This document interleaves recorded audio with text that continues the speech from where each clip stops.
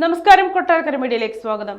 Israel Iran സംഘർഷം മൂർച്ഛിക്കുന്നത് കേരളത്തിൽ നിന്ന് ഇറാനിലേക്കുള്ള തേയില കയറ്റുമതിയെ ബാധിക്കുന്നു. സംഘർഷത്തിന് പിന്നാലെ കൊച്ചിയിൽ നടക്കുന്ന തേയില ലേലത്തിൽ നിന്ന് ഇറാനിലേക്ക് തേയില എത്തിക്കുന്ന ബയർമാർ വിട്ടുനിൽക്കുകയാണ്. ഇറാനിലേക്ക് ബാങ്ക് ഇടപാടുകൾ നടത്തുന്നതിലെയും ചെങ്കടൽ വഴിയുള്ള ചരക്ക് നീക്കത്തിലുമുള്ള പ്രതിസന്ധികളാണ് ഇതിന് കാരണം. സംഘർഷം തീവ്രമായാൽ കയറ്റുമതിയെ അത് കാര്യമായി ബാധിക്കുമെന്നാണ് വിലയിരുത്തൽ. എന്നാൽ നിലവിലെ സാഹചര്യത്തിൽ ഇറാനിലേക്കുള്ള തേയില കയറ്റുമതി എത്രത്തോളം ബാധിക്കപ്പെടുമെന്ന് കണക്കാക്കാൻ കുറഞ്ഞത് 2 ആഴ്ചയെങ്കിലും കഴിയണമെന്നും അധികൃതർ വ്യക്തമാക്കി.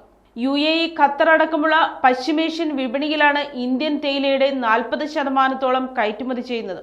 ഇതിൽ ഇറാഖ് കഴിഞ്ഞാൽ ഇന്ത്യൻ തേയിലയുടെ പ്രധാനപ്പെട്ട വിപണിയാണ് ഇറാൻ. പരമ്പരാഗത പ്രീമിയം തേയിലയാണ് കൂടുതലും ഇറാനിലേക്ക് കയറ്റുമതി ചെയ്യുന്നത്.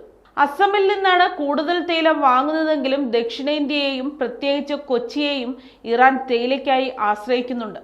ഉൽപാദനത്തിലെ കുറവ് മൂലം ശ്രീലങ്കൻ തേയിലയ്ക്ക് വില ഉയർന്നതാണ് ഇതിന് പ്രധാന കാരണം. എന്നാൽ മികച്ച വിലയോടെ വ്യാപാരം സുഗമമായിരിക്കുമ്പോഴാണ് സംഘർഷമുണ്ടാകുന്നത്. ഇതോടെ പരമ്പരാഗത തേയിലയ്ക്ക് 10% വരെ വില കുറഞ്ഞിരുന്നു. കിലോയ്ക്ക് 250-300 രൂപയാണ് ഇപ്പോൾ.